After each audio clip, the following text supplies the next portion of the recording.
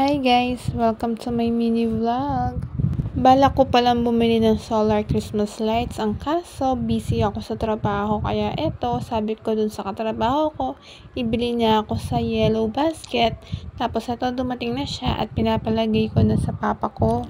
Sulit na rin yung 300 pesos kasi mahaba na din yung Christmas light.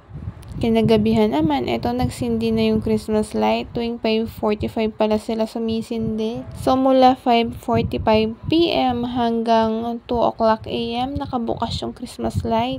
Iba talaga yung vibes kapag yung bahay nyo ay may Christmas light. Ramdam na ramdam nyo yung Pasko. Mas nauna pala yung kapitbahay namin bumili ng Christmas light. Ang kaso, hindi naman sa Orange app binili or sa yellow basket, sa may Novo lang, sa may San Fernando. Bago pala ako pumasok sa trabaho, eto bumili muna ako sa Greenwich ng pizza, yung Hawaiian overload, yung 15 inches.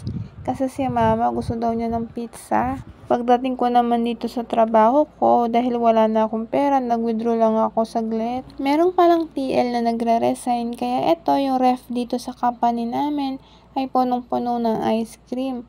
Gusto ko sanang kumuha ng Magnum, ang kaso may CCTV. Baka mawalan pa tayo ng trabaho.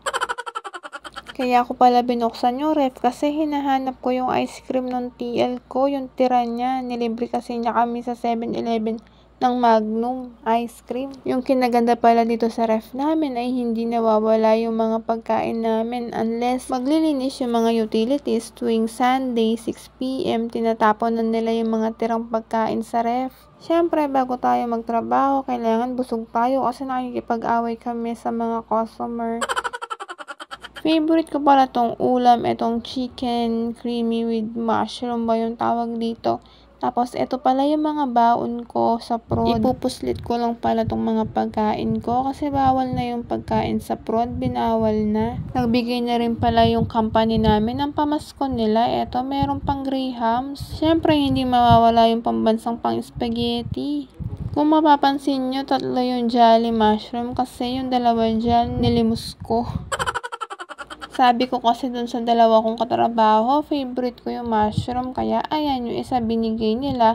Pero yung isa, may kapalit. Tinulungan ko lang siya, baka ano namang isipin nyo dyan, no? Fast forward, ito nga pala, pagka-uwi ko, nag-init pala si mama nitong siopaw. Binili yata niya to sa SM Pampanga. Nagkayayaan kasi sila nung kaibigan niya mag-SM kasi birthday nung kaibigan niya. Nahihiligan ko pala magbasa ng webtoon ngayon, and yung current na binabasa ko is yung The Greatest Estate Developer. Napakaganda niya, and kung napanood nyo na siya, please comment down below and mag-recommend din kayo na pwede ko pang mabasa.